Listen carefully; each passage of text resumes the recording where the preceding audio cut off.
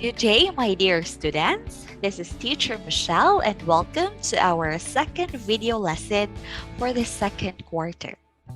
Today, we are going to learn about impromptu and extemporaneous speeches. Actually, there are 4 types of speeches. The speeches can be categorized into 4 broad areas depending on the amount of preparation that is undertaken and depending upon the nature of the occasion. The 4 types of speeches are manuscript, memorized, extemporaneous, and impromptu speeches. And today, we are going to learn the 2. Remember, our aim is to acquaint you with these different modes of delivery and to know what's the difference between the 2. To provide suggestions for when you are asked to make impromptu remarks, and then to focus most of your time on the preparation, practice, and presentation of extemporaneous speeches. The question most students ask is, how much time should be spent in preparation and practice? Perhaps Mark Twain had an answer to that. He said, "It usually takes more than 3 weeks to prepare a good impromptu speech." While he is celebrated as a humorist, there is much truth in his words.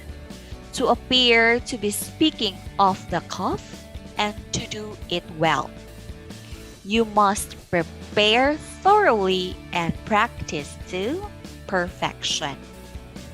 When you speak extemporaneously, it means you had ample time, you had more time to prepare and research thoroughly, and research that you have rehearsed your speech using an outline or notes to remind you of the progression of ideas you wish to present. You may ask, when am I ever going to be asked to speak spontaneously in front of a crowd? When is it? So we have here different situation. This situation actually occurs almost every day. What about the time you were asked to describe your weekend experience or a family vacation? Or to tell a movie you saw recently? Or to give someone directions? Or to explain how to use a tool or an electronic gadget? Or to explain a topic about which you are known to be an expert? Each time you are in a situation like this, your spoken response is spontaneously generated without you knowing that you are already delivering an impromptu speech. Let's continue. Let us have the first type of speech, impromptu. According to Webster's dictionary, impromptu speech is defined as the word made, done, or formed on or as if on the spur of the moment. It is composed or uttered without previous preparation. Let us take note of the word without previous operation. There will come a time for us when we are asked to say a few words, right? There's Family will say, "Can you say a few words about this?" Your classmates will also say, "Can you say a few words about this?" You haven't prepared any notes. You haven't practiced what you will say, and you're being asked to wing it. While this may seem incredibly scary, impromptu presentations, impromptu speeches are the most common type of public speaking. Next, the second type of speech is what we call extemporaneous. Another word associated with impromptu is extemporaneous, which has the same definition as impromptu. But take note of this one. The only difference is that extemporaneous speeches are carefully prepared but delivered without notes or text. What makes it carefully prepared? Let us soon discover.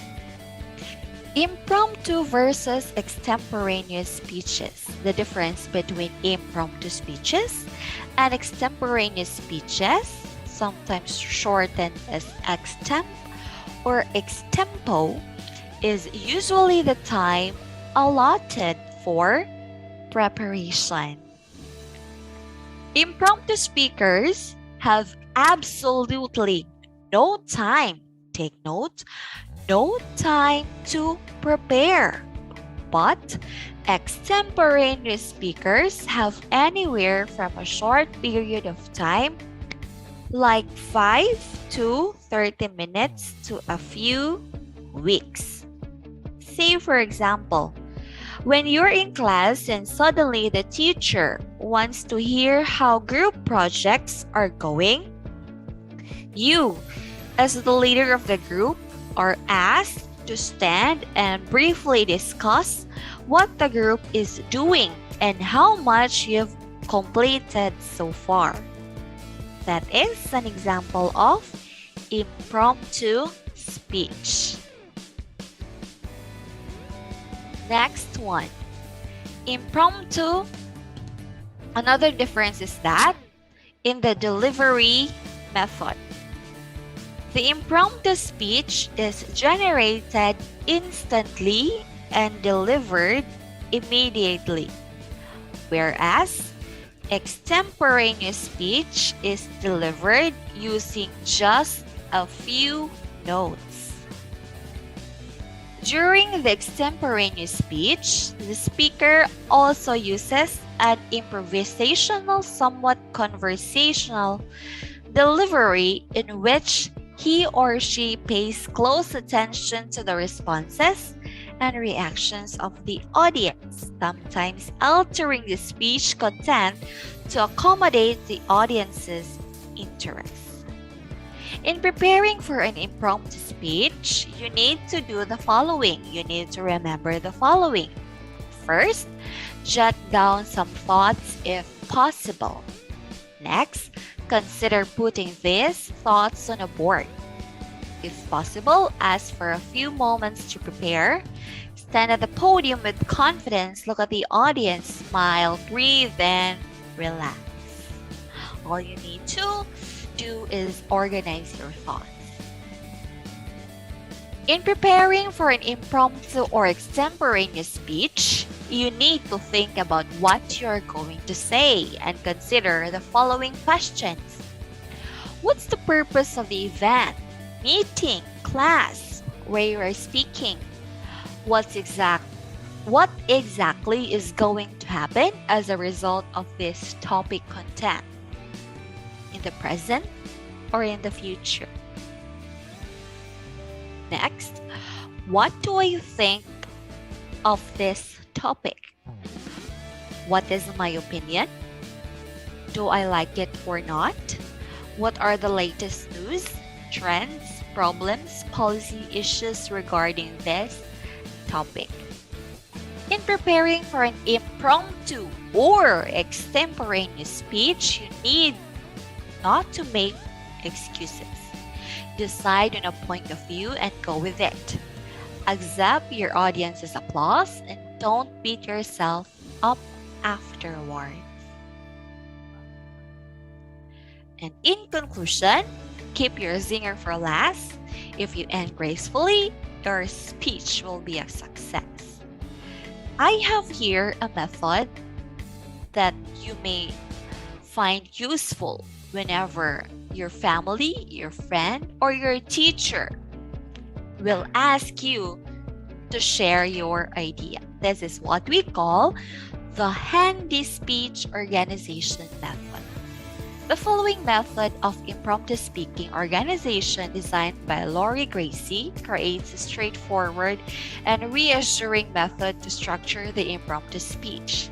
You may also use this one whenever you will be delivering an extemporaneous speech.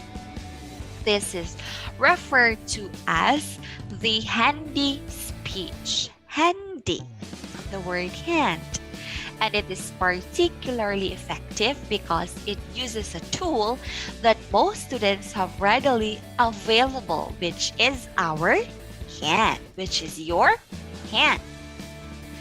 Most students tend to think of impromptu speaking as winging it for a couple of minutes. Of course, however, effective impromptu speeches still need to be structured in a way that makes the subject clear, easy to follow. Okay, so this is the handy speech organization method. First one, remember, hold hand with palm facing you. Visualize your topic presented or printed in the palm of your hand. Close your hand to seize your topic.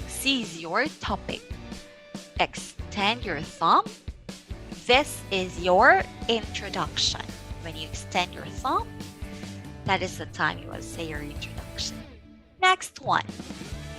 One at a time, extend your first 3 fingers, visualizing one word written on each. Your index finger. This is your first point supporting your topic.